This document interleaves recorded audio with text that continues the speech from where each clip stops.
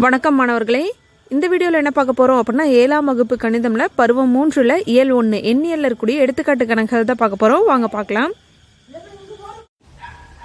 எடுத்துக்காட்டு 1.11 தினந்தோறும் மலர் 1.820 கிலோமீட்டரை பேருந்திலும் 295 மீட்டரை நடந்தும் பள்ளியை அடைகிறார் எனில் என்ன கேட்குறாங்க அப்படின்னா, வீட்டிலிருந்து பள்ளியின் தொலைவினை கிலோமீட்டரில் காண்க அப்படின்னு கொடுத்துருக்காங்களா.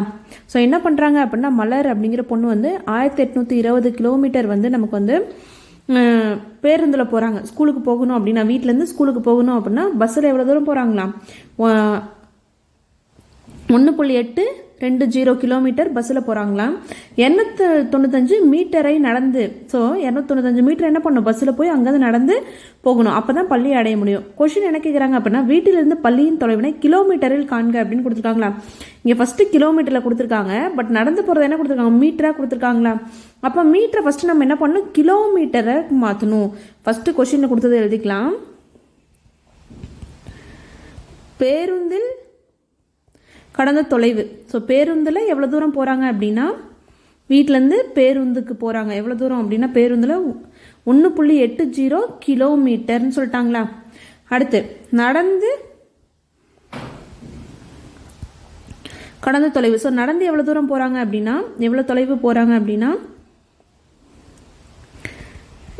295 மீட்டர் அப்படின்னு கொடுத்துருக்காங்க. 295 மீட்டர் அப்படின்னு கொடுத்துருக்காங்களா. இப்போ இந்த 295 மீட்டர் நம்ம மொத்த தொலைவு வேணும் அப்படின்னா 295 மீட்டர் என்னவா மாற்றணும், கிலோமீட்டராக மாற்றணும். நமக்கு ஃபார்முலா தெரியும். என்ன formula, 1 metre equal to 1/1000 kilometre. 1 metre equal to என்னது, 1/1000 கிலோமீட்டருங்களா. அப்போ என்ன பண்ணுவோம், இது 2வது பருவத்திலே பார்த்துருக்கோங்களா. அப்போது 1 மீட்டர் இருக்க இடத்துல நமக்கு இங்கே என்ன கொஷினில் 295 மீட்டர் இருக்குங்களா. அப்போ 1 இருக்க இடத்துல 295/1000 கிலோமீட்டர்னு மாறும். வகுத்தல்ல 10 100 1000 இருந்தால் என்ன பண்ணுவோம், மேலே இருக்கிறது அப்படியே போட்டுப்போம். கீழே எத்தனை பூஜ்ஜியம் இருக்கோ அத்தனை இலக்கம் முன்னாடி புள்ளி வைப்போங்களா. அப்போ 1 2 3 பூஜ்ஜியம் இருக்கனால கடைசியிலேருந்து 3 இலக்கம் முன்னாடி புள்ளி வைப்போம். அப்போது நம்ம 295 மீட்டரை கிலோமீட்டராக மாற்றும் போது என்ன கிடைக்குது, 0.295 கிலோமீட்டர்னு கிடச்சிருச்சுங்களா. இப்போ மொத்த தொலைவு போடலாமா. அப்போ மொத்த தொலைவு ஈக்குவல் டு எவ்வளோ, பஸ்ஸில் போகிறது 1.820, அதே மாதிரி நடந்து போகிறது எவ்வளோ, 0.295 கிலோமீட்டரில் கணக்கிட்டோங்களா. இப்போ இது ரெண்டையும் கூட்டுறோம். 1.820 0.295. அப்போ 0வோட 5.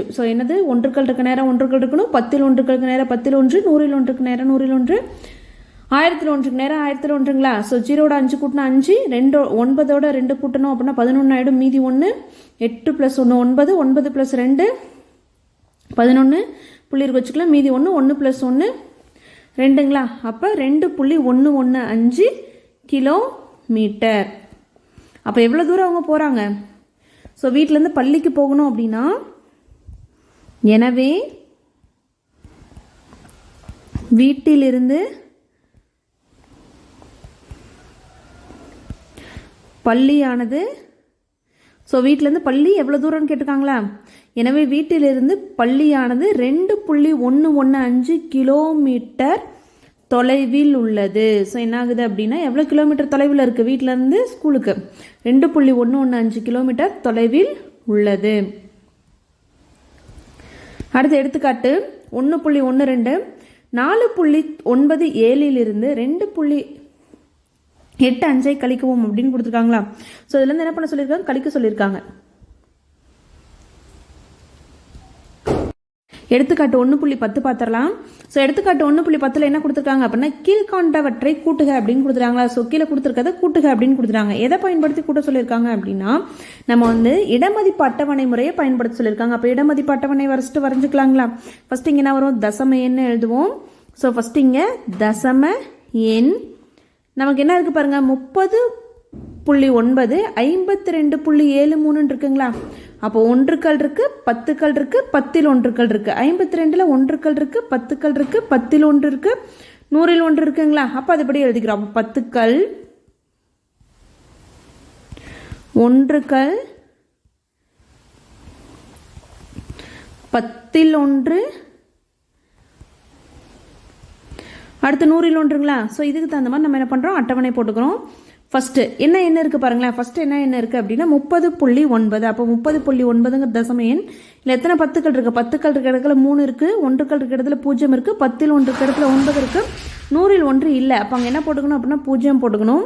ஸோ அடுத்து 52.73ல் ஸோ 10கள் இருக்க இடத்துல 5 இருக்குது, ஒன்றுக்கள் இருக்க இடத்துல 2 இருக்குது, 10ல் ஒன்று இருக்க இடத்துல 7 இருக்குது, 100ல் ஒன்றுக்கு 3 இருக்குங்களா. இப்போ இதை கூட்ட போகிறோம். ஸோ 0 + 3 என்ன ஆகிடும், 3 ஆகிடும். 9 7 கூட்டணும் அப்படின்னா 16, மீதி 1 இருக்கும். ஸோ 1 + 2 3 ஆகிடும், 3 + 5 8 ஆகிடும். அப்போ என்ன வருது, 83. ஸோ ஒன்றுக்களுக்கும் 10ல் ஒன்றுக்கும் நடுமத்தில் புள்ளி வருமா, அப்போ 83.63 அப்படின்னு கிடைக்குது. இப்போ இதுலேருந்து என்ன சொல்லிடலாம், தேர்ஃபோர் 30.9ஓட 52.73 கூட்டணும் அப்படின்னா 83.63 கிடைக்குது. அடுத்த ரெண்டாவது கேள்வி 25 புள்ளி. ஸோ மேலே ஃபஸ்ட் என்ன எழுதிப்போம், தசம எண் எழுதிப்போங்களா. தசம எண் 10கள் இருக்கு, ஒன்றுக்கள் இருக்கு,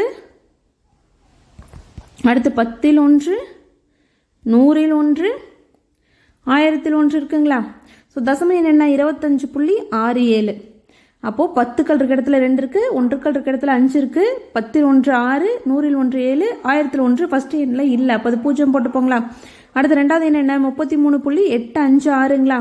ஸோ 10கள் இருக்க இடத்துல 3 இருக்குது, ஒன்றுக்கள் இருக்க இடத்துல 3 இருக்குது, 10ல் ஒன்று 8, 100ல் ஒன்று இருக்க இடத்துல 5 இருக்குது, 1000ல் ஒன்று இருக்க இடத்துல 6 இருக்குது. இப்போ இதை கூட்டணுங்களா. 0 + 6 என்ன வரும், 6 கடைசியிலேருந்து எப்படி கூட்டணும். 7 + 5 12 ஆகும், மீதி 1 வரும். ஸோ இங்கே என்ன வரும், 6 + 1 7, 7 8 எவ்வளோ அப்படின்னா 15 வரும், மீதி 1, 5 + 3 8, 8 + 1 9, இங்கே 5. அப்போது 59.526 கிடைக்குதுங்களா. ஸோ ஒன்றுக்களுக்கும் 10ல் ஒன்றுக்களுக்கும் நடுமத்தில் புள்ளி வரும். அப்போ 59.526. எனவே 25.67ஓட 33.856 கூட்டணும் அப்படின்னா 59.526. இது என்ன கொடுத்துருக்காங்க அப்படின்னா இடமதிப்பு அட்டவணை முறையை பயன்படுத்தி கூட்ட சொன்னதுனால இந்த முறையை பயன்படுத்துகிறோம். இப்போ கூட்டல் பார்த்தவங்களா, இடமதிப்பு அட்டவணை முறையில் எப்படி கூட்டல் பண்ணுறதுன்னு பார்த்து இப்போ கழித்தல். எடுத்துக்காட்டு 1.12 4.97லிருந்து 2.85 கழிக்கவும் கொடுத்துருக்காங்களா. ஃபஸ்ட் என்ன எழுதிப்போம், தசம எண். இங்கே என்ன இல்லை, 10கள் இல்லை, ஒன்றுக்களில் தான் ஆரம்பிக்குது. அப்போ ஒன்றுகள். அடுத்து என்ன இருக்குது, 10ல் ஒன்று இருக்குது, 100ல் ஒன்று இருக்குங்களா. ஸோ ஃபஸ்ட்டு என்ன 4.97 அப்படின்னா அதுலேருந்து தான் என்ன பண்ணணும், 4.97லிருந்து 2.85 கழிக்கவும் அப்படின்னா 4.97லிருந்து 2.85 கழிக்கணும். அப்போது ஃபஸ்ட்டு என்ன பண்ணணும், ஃபஸ்ட்டு இருக்கிறத எழுதிக்கணும். அப்போ ஒன்றுக்கள் இருக்க இடத்துல 4 இருக்குது, 10ல் ஒன்று இருக்க இடத்துல 9 இருக்குது, 100ல் ஒன்று இருக்கிற இடத்துல 7 இருக்குங்களா. அதேமாதிரி 2.85 அப்படிங்கிற தசம எண்ணில் ஒன்றுக்கள் இருக்க இடத்துல 2 இருக்குது, 10ல் ஒன்று இருக்க இடத்துல 8 இருக்குது, 100ல் ஒன்று இருக்க இடத்துல 5 இருக்குங்களா. இப்போ நம்ம இது கூட்ட போகிறதுல கழிக்க போகிறோம். ஸோ 7ல் 5 போச்சுன்னா மீதி 2, 9ல் 8 போச்சுன்னா மீதி 1, 4ல் 2 போச்சுன்னா மீதி 2. அப்போ ஒன்றுக்களுக்கும் 10ல் ஒன்றுக்களுக்கும் நடுமத்தில் என்ன வரும், புள்ளி வருங்களா. ஸோ அப்போ இதை கழிச்சோம் அப்படின்னா நமக்கு என்ன கிடைக்குது, 2.12 அப்படின்னு கிடைக்குது. 2.12. அப்போ இதுலேருந்து என்ன சொல்லிடலாம், 4.97லிருந்து 2.85 கழிச்சோம் அப்படின்னா 2.12ங்கிற விடை கிடைக்குது. அடுத்து எடுத்துக்காட்டு 1.13 12.7லிருந்து 3.09 கழிக்கவும் கொடுத்துருக்காங்களா. ஃபஸ்ட்டு தசம எண் எழுதிக்கிறோம். அடுத்து என்ன இருக்குது, 10கள் இருக்குது, 10கள் இருக்குது, ஒன்றுகள் இருக்குது, 10ல் ஒன்று இருக்குது, 100ல் ஒன்றுகள் இருக்குங்களா. ஸோ முதல் என்னென்னா 12.7லிருந்து தான் 3.09 கழிக்க சொல்லியிருக்காங்க. 10கள் இருக்க இடத்துல 1 இருக்குது, ஒன்றுகள் இருக்க இடத்துல 2 இருக்குது, 10ல் ஒன்று இருக்க இடத்துல 7 இருக்குது, 100ல் ஒன்று இல்லை. அப்போ அங்கே என்ன போட்டுக்கணும், 0 போட்டுக்கணும். அடுத்து 3.09 இங்கே என்ன இல்லை, 3 பார்த்தோம் அப்படின்னா ஒன்றுகள்கிட்ட தான் 3 இருக்குது. அப்போ 10கள் இல்லைன்னா என்ன போட்டுக்கணும், 0 போட்டுக்கணும். 10ல் ஒன்று இருக்க இடத்துல 0 இருக்குது, 100ல் ஒன்று இருக்க இடத்துல 9 இருக்குங்களா. ஸோ இப்போ இதை கழிக்கிறோம். அப்போ 0லேருந்து என்ன பண்ண முடியாது, 9 கழிக்க முடியாது. இங்கே கூட்டுறதில்ல கழிக்கிறோம். அப்போ 0லேருந்து 9 என்ன பண்ண முடியாது, கழிக்க முடியாது. பக்கத்தில் ஒன்று கடன் வாங்கி இவங்க 10 ஆகிடுவாங்க, இவங்க என்ன ஆகிடுவாங்க, 6 ஆகிடுவாங்களா. 10ல் 9 போச்சுன்னா மீதி 1, 6ல் 0 போச்சுன்னா 6, 2ல் 3 போகாது. அப்போ என்ன ஆகும், பக்கத்தில் ஒன்று கடன் வாங்குவாங்க, இவங்க 12 ஆகிடுவாங்க, இவங்க என்ன ஆகிடுவாங்க, 0 ஆகிடுவாங்களா. 12ல் 3 போயிடுச்சு அப்படின்னா மீதி எவ்வளோ இருப்பாங்க, 9 இருப்பாங்க. 0ல் 0 போயிடுச்சுன்னா 0. அப்போ 0,9 ஒன்றுக்களுக்கு 10 ஒன்றுக்கு நடுமத்தில் என்ன வரும் புள்ளி வருங்களா. அப்போ 0,9.61 கிடைக்குது. அப்போது இதில் என்ன சொல்லிடலாம் 12.7லேருந்து 3.09 கழிச்சோம் அப்படின்னா இடமதிப்பு அட்டவணை முறைப்படி 9.61 அப்படிங்கிற விடை கிடைக்குது. அடுத்து எடுத்துக்காட்டு 1.14 86.9லிருந்து 32.042 கழிக்கவும் அப்படின்னு கொடுத்துருக்காங்களா. இங்கே என்ன கொடுக்கல. ஸோ உங்களை அட்டவணை முறை பயன்படுத்துங்கன்னு சொல்ல, பரப்பளவு முறை பயன்படுத்துங்கன்னு சொல்ல, இடமதிப்பு அட்டவணை முறை பயன்படுத்துங்கன்னு சொல்லாமல் என்ன கொடுத்துருக்காங்க அப்படின்னா நார்மலாக எப்படி கழிப்பீங்க அப்படின்னு சொல்லி கொடுத்துருக்காங்களா. ஃபஸ்ட்டு 86.9 எழுதிக்கிறோம். அடுத்து 32.042ங்களா. இல்லை என்னென்ன இடம் இருக்குன்னு பார்க்கலாம். 10 ஒன்றுக்கள் இருக்குது, 10க்கள் இருக்குது, 10ல் 1 இருக்குது. இங்கே என்ன இருக்குது 1 இருக்குது, 10 இருக்குது, 10ல் 1, 100ல் 1, 1000ல் 1ங்களா. ஸோ இப்போ எழுதுகிறோம். 10க்கள் இருக்குது, ஒன்றுக்கள் இருக்குது, 10ல் 1, 100ல் 1, 1000ல் 1 எழுதியாச்சுங்களா. ஸோ இப்போ என்ன பண்ணுறோம் அப்படின்னா 10ல் 1க்கு நேராக என்ன இருக்குது அப்படின்னா இங்கே 8 இருக்குது, முதல் எண்ணில் 6 இருக்குது, இது ரெண்டுக்கும் நடுவில் புள்ளி வரும். 10ல் 1 9 இருக்குது, என்ன இல்லை 100ல் 1 1000ல் 1 இல்லை. இப்போ அங்கே என்ன போட்டுக்கிறோம் 0 போட்டுக்கிறோம். ஸோ அடுத்த எண்ணில் என்ன இருக்குது 10க்கள் இருக்க இடத்துல 3 இருக்குது, ஒன்றுக்கள் இருக்க இடத்துல 2 இருக்குது, 10ல் 1 இருக்க இடத்துல 0 இருக்குது, 100ல் 1 இருக்க இடத்துல 4 இருக்குது, 1000ல் 1 இருக்க இடத்துல என்ன இருக்குது 2 இருக்குங்களா. இது என்ன பண்ண சொல்கிறாங்க அப்படின்னா கழிக்க சொல்கிறாங்க. இது என்ன பண்ண சொல்கிறாங்க கழிக்க தான் சொல்கிறாங்க, கூட்ட சொல்ல கழிக்க சொல்கிறாங்க. கழிக்கலாங்களா. அப்போ 0லேருந்து 2 கழிக்க முடியாது. அப்போ பக்கத்தில் கடன் வாங்கினாங்களா இவங்களும் என்ன ஆகிடுவாங்க 0 இருக்காங்க. அப்போ கடன் வாங்க முடியாது. அப்போ இந்த 9லேருந்து என்ன பண்ணிடுறாங்க அப்படின்னா ஒன்று கடன் கொடுத்து இவங்க 10 ஆகிடுறாங்க. இந்த 10லேருந்து இவங்க ஒன்று கடன் கொடுத்து இவங்க 10 ஆகிடுறாங்க.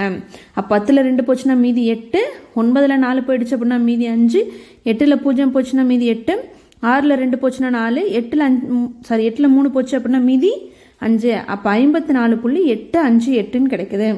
அப்போ இதுலேருந்து என்ன எழுதலாம் அப்படின்னா therefore 86.9லேருந்து 32.042 கழிச்சோம் அப்படின்னா 54.858 அப்படிங்கிற விடை கிடைக்குது. இது நார்மல் முறை. ஓகேங்களா. எந்த முறையும் பயன்படுத்தி இங்கே இது பண்ண சொல்ல நார்மலாக எப்படி கழிப்போம் அப்படிங்கிறத பார்த்துருக்கோம்.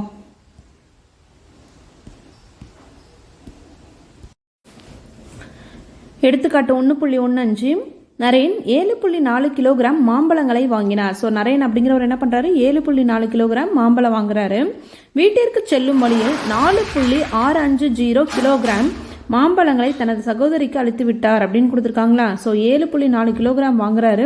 அவர் வீட்டுக்கு போகிற வழியில் என்ன பண்ணுறாரு அப்படின்னா 4.650 கிலோகிராம் மாம்பழத்தை அவங்களோட தங்கச்சி கொடுத்துட்டாரு அப்படின்னா அவரிடம் மீதம் உள்ள மாம்பழங்களின் எடையை கண்டறிக அப்படின்னு கொடுத்துருக்காங்களா. அப்போ மொத்த கிலோகிராம்லேருந்து அவர் தங்கச்சி கொடுத்ததை கழிச்சோம் அப்படின்னா மீதி அவர் எவ்வளோ வச்சுருப்பார் அப்படின்னு தெரியும் இல்லைங்களா. அப்போ ஃபஸ்ட்டு கொஸ்டினில் கொடுத்தது எழுதியிருக்கோம். அப்போ நரேன் வாங்கிய மாம்பழங்கள் அவர் எவ்வளோ வாங்கினாரு நரேன் வாங்கிய மாம்பழங்கள் எவ்வளோ அப்படின்னா 7.4 கிலோகிராம். அப்போ 7.4 கிலோகிராம் வாங்கியிருக்காரு. என்னது தன தங்கைக்கு வழங்கிய மாம்பழங்கள் எழுதலாங்களா.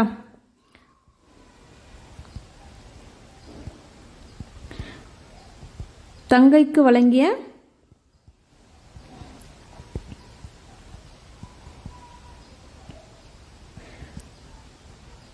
வழங்கிய மாம்பழங்கள் எவ்வளோ அப்படின்னா 4.650 கிலோகிராம். ஸோ மீதமுள்ள மாம்பழங்களின் எடை தான் நம்ம கண்டுபிடிக்க சொல்கிறாங்க. அப்போ மீதமுள்ள மாம்பழங்களின்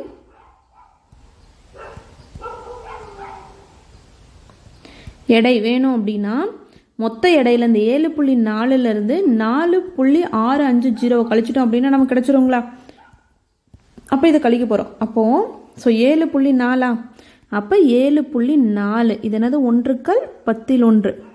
அதே மாதிரி 4.650 இப்போ ஒன்றுக்கள் நேரம் 4 இருக்குது, புள்ளி இருக்குது, 10ல் 1க்கு நேரம் 5 இருக்குது. ஸோ 100ல் 1 இருக்குது, இங்கே 1000ல் 1 இருக்குங்களா. அப்போ 100ல் 1 5, 1000ல் 1 0. அப்போ இங்கே எதுவுமே என்ன 0 போட்டுப்போங்களா. இப்போ இதை கழிக்கிறோம். 0ல் 0 போச்சுன்னா 0 ஆகிடும். 0லேருந்து 5 கழிக்க முடியாது. அப்போ இவங்க 10 ஆகிடுவாங்க. இவங்க ஒன்று கடன் கொடுத்தனால 3 ஆகிடுவாங்களா. ஸோ 10ல் 5 போச்சுன்னா மீதி 5. ஸோ 3ல் 6 கழிக்க முடியாது. அப்போ இவங்க இங்கே கடன் கொடுத்துருவாங்க. இவங்க 13 ஆகிடுவாங்களா. ஸோ 13ல் 6 போயிடுச்சுன்னா மீதி 7. ஸோ இங்கே என்ன இருக்கும் 6ல் 4 போயிடுச்சுன்னா மீதி 2. அப்போ 2.750 கிலோகிராம் மீதி இருக்கும். அப்போது எனவே மீதமுள்ள அதான கேள்வியில் கேட்டாங்க, மீதமுள்ள மாம்பழங்களின் எடை. ஸோ மீதி எவ்வளோ இருக்கும் அப்படின்னா அவர் தங்கச்சிக்கு கொடுத்தது போக மீதி உள்ள மாம்பழங்களின் எடை ஈக்குவல் டு 2.750 கிலோகிராம் தான் சரியான விடை. இந்த வீடியோவில் உங்களுக்கு எதாவது டவுட் இருந்துச்சு அப்படின்னா கமெண்ட்டில் கேளுங்க. தேங்க்ஸ் ஃபார் வாட்சிங்.